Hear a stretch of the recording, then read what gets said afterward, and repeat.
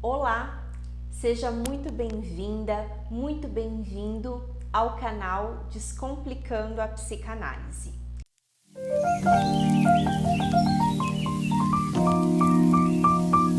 Meu nome é Bruna Garcia, eu sou psicóloga e também docente desde o ano de 2015 e eu venho trabalhando desde então matérias relacionadas a psicopatologia, teorias e técnicas psicoterápicas, psicodiagnóstico.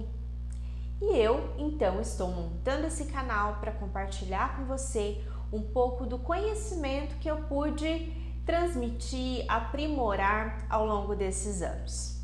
Claro que a gente sabe que aquele que ensina é sempre o que mais aprende, mas eu senti no meu coração, então, esse desejo de estar podendo transmitir, conversar com mais pessoas sobre o que eu converso já com os meus alunos, de uma maneira um pouco mais sucinta, é claro, nem sempre vai ser possível aprofundar tanto, mas o intuito é a gente poder ter uma troca interessante e tornar a psicanálise mais acessível, mais próxima da nossa vida.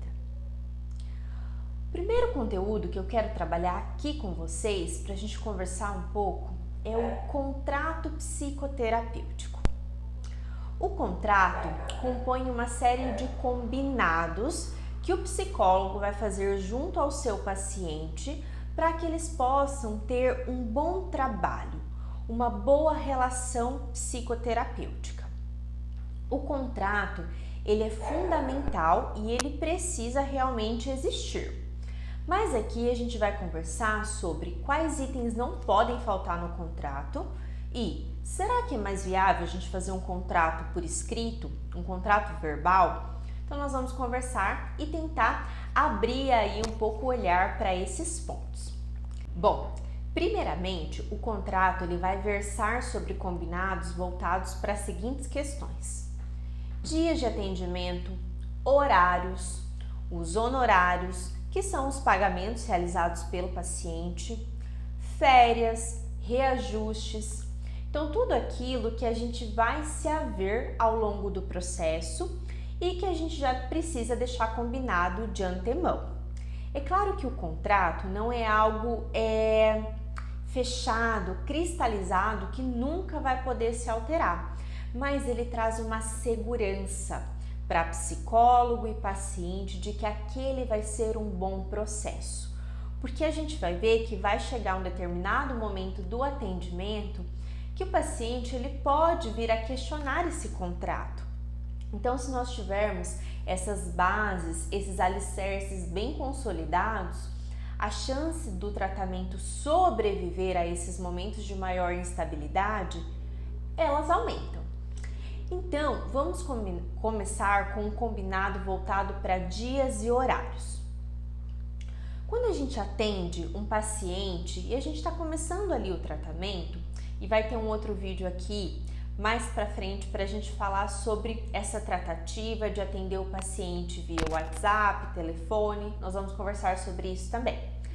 Mas, quando o paciente nos contacta e a gente vai iniciar um acompanhamento, um tratamento, nós precisamos fazer um momento inicial, algumas sessões, para a gente compreender o que está acontecendo na vida daquele paciente e se nós, com o nosso trabalho, conseguimos ajudar naquela demanda que esse paciente necessita. Então, nós precisamos fazer algumas entrevistas. E o contrato, geralmente, ele é feito após a gente já ter realizado essas entrevistas, que pode ser 1, 2, 3, 4, 5. Esse número, ele não fica muito bem delimitado, porque vai depender da demanda desse paciente. Mas a gente precisa entender esse contexto, a partir do qual o paciente está chegando, para que a gente possa, então, propor ali os combinados na sequência. Então, no momento, a gente ainda não faz nenhum combinado, por exemplo, na primeira entrevista. Então, algumas pessoas até confundem. A gente pode chamar a primeira entrevista de primeira sessão?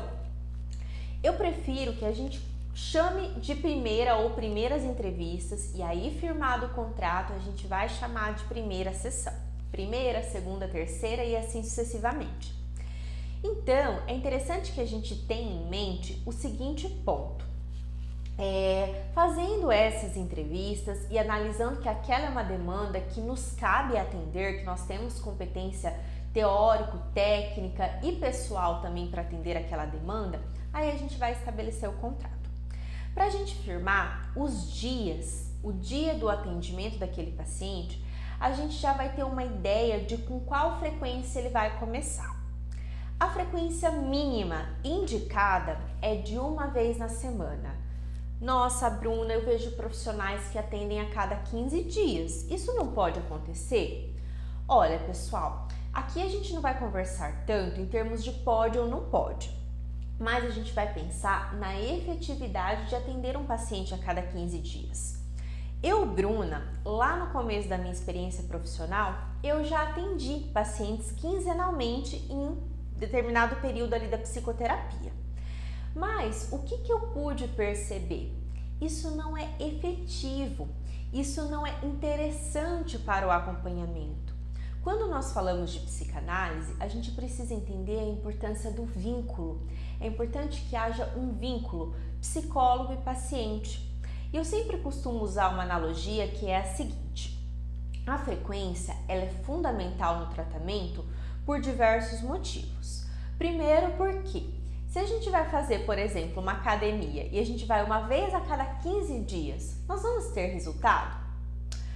Não sou da área da educação física, mas muito provavelmente nós não vamos ter, porque é preciso uma frequência mínima necessária para que haja uma resposta dos músculos, do organismo em relação àquele exercício.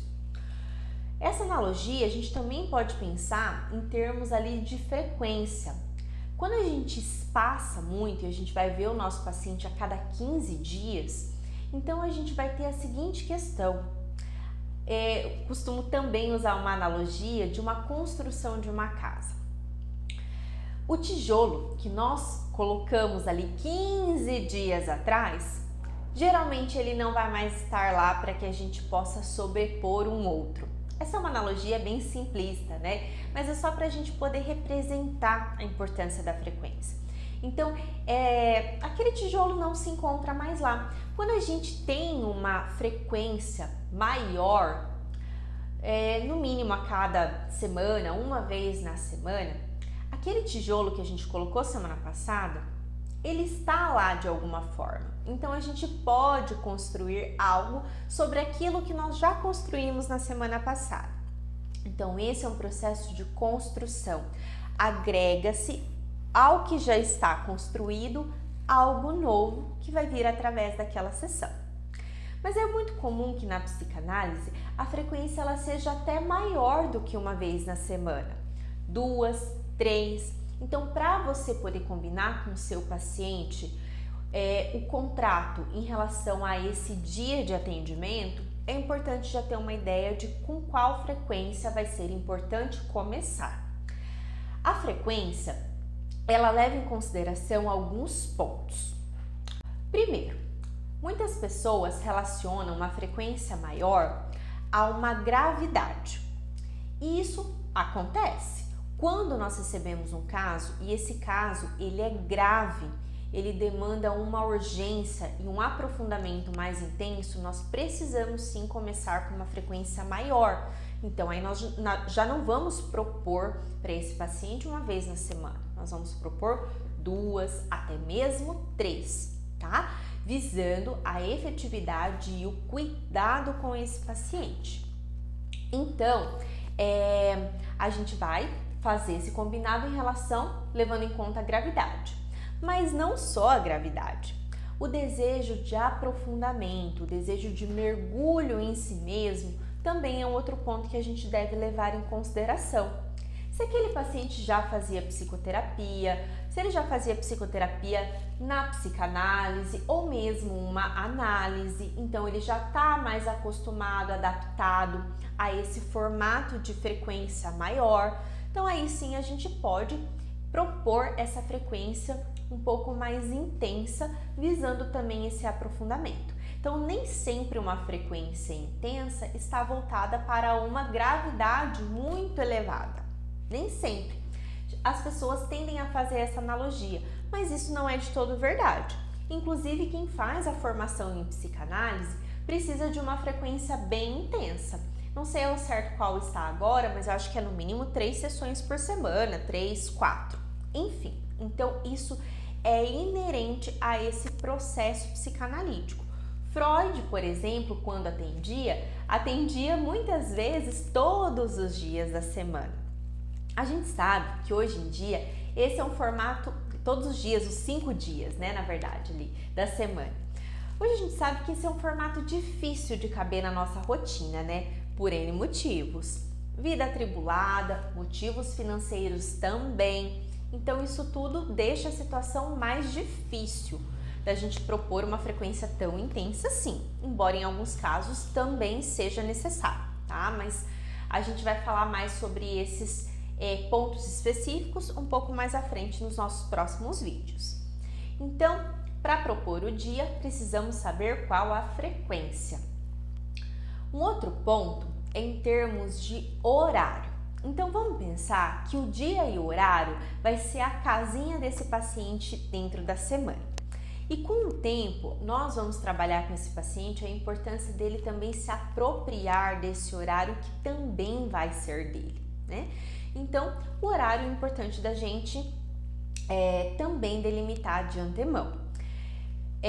Lembrando que a sessão ela tem duração de 50 minutos. Então, se esse paciente chega aí com 10, 20, 30, 40 minutos de atraso, isso não coloca 10, 20, 30, 40 minutos a mais a partir do momento que esse paciente chegou. Não, isso é abatido. Então, se ele chegou com 10 minutos de atraso, ele vai ter 40 minutos de sessão. Se ele chegou com 40 minutos de atraso, ele vai ter 10 minutos de sessão. E esse é um limite importante, tá? Da gente prezar, da gente estabelecer e tentar manter, porque esses limites vão dando contorno para o atendimento, para o tratamento, e ali mais para frente, quando houver um momento de maior instabilidade, em que esses pontos do contrato vierem a ser questionados, essa delimitação ela vai ser importante para trazer essa segurança para o atendimento. Então, esses são os pontos do contrato que eu gostaria de deixar destacado aqui nesse primeiro vídeo. Eu te espero no segundo vídeo, em que vamos continuar falando ainda sobre o contrato. São muitos pontos que eu quero destacar, então a gente tem ali bastante conteúdo ainda para trabalhar. Eu quero te pedir, se você tem alguma dúvida em termos de contrato psicoterapêutico, deixa aqui embaixo para a gente poder conversar, para eu poder te responder, para a gente poder ter uma troca sobre isso.